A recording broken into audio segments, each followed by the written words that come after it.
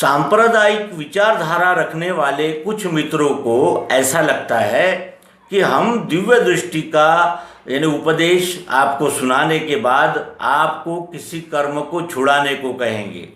हम कहेंगे कि आप अपने देवताओं को मत मानिए, आप अपने संप्रदाय को मत मानिए।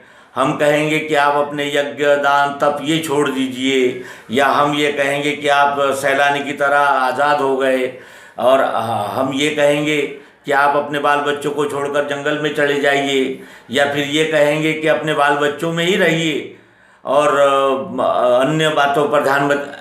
ऐसा नहीं है। दिव्य दृष्टि, दिव्य चक्षु ये केवल सद्गुरु ने दी हुई एक युक्ति है। वो कहते हैं कि अपनी निज बुद्धि से आप निर्णय करो कि सत्य क्या है, अध्यात्म किसे कहना चाहिए। ये जो अध्यात्म के नाम पर अनेक प्रकार के आडंबर और पाखंड निर्माण हुए हैं और कथा कहानियाँ गीतों की भरमार हो गई है, क्या ये अध्यात्म है? अध्यात्म की ओर मुड़ने में सहायक ये सारे हो सकते हैं, लेकिन अध्यात्म ये नहीं है। अध्यात्म वो है जो वशिष्ठ जी ने श्री राम को बताया, सांदीपनि ने श्री कृष्ण जी को बताया, और स्वामी विशुद्धानंद सरस्वती जी ने सद्गुरु भगवान श्री मायानंद जी चैतन्य को बताया। और मायानंद जी चैतन्य ये इन्हें अवतार माने जाते हैं। क्यों? क्योंकि उनके कार्य की ओर अगर हम देखते हैं तो वो कार्य कैसा है? परित्राणाय साधूनाम विनाशाय च दुष्कृताम न मे कर्म फले स्पृहा। इस प्रकार का वो जीवन, अवतारित्व का जीवन, और उन्होंने ही दया करके उस विद्या को जन जन तक पहुँचाने के लिए अथक परिश्रम किए और केंद्रीय अध्यात्म विज्ञानशाला निर्माण करके हम सब मुमुक्षुओं को अध्यात्म विद्या की पढ़ाई का एक साधन समर्पित करके गए।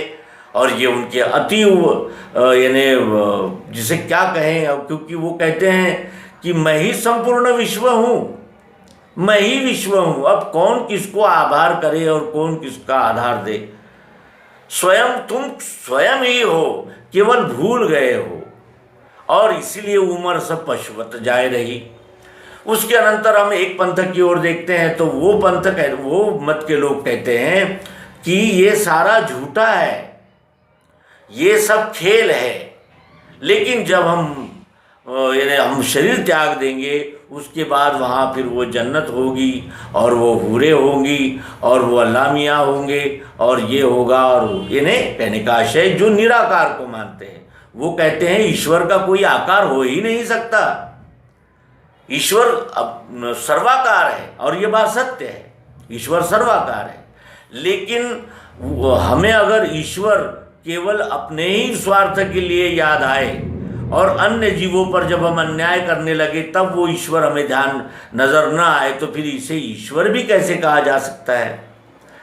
इस प्रकार की एक विचारधारा है और इसका समाधान भी सर्वांग योग में है। सर्वांग योग कहता है कि निराकार से साकार और साकार से निराकार अलग हो ही नहीं सकता, क्योंकि पेट से पीठ और पीठ से पेट अलग हो ही नहीं सकते। किसी भी सिक्के की दोनों बाजुएं अलग हो ही नहीं सकती, क्योंकि ये क्षर जो रूपांतर हो रही है प्रकृति, और अक्षर जो उस प्रकृति को चालना दे रहा है, वो अक्षर आत्मा, मिठास, अस्तित्व, और इन दोनों का लय तो विश्व में होता है। जैसे ये दोनों हाथ मेरे हैं, मैं इन दोनों हाथों से कार्य करता हूं, तब ये एक हाथ को घर को रखकर मैं कैसे आऊं, है ना? तो इसी तरह साकार निराकार का वाद इसी सर्वांग योग दिव्य दृष्टि से खुल सकता है, समाप्त हो सकता है, और जड़ चैतन्य की ग्रंथि छूटने का सुमार्ग केवल दिव्य दृष्टि सद्गुरु योग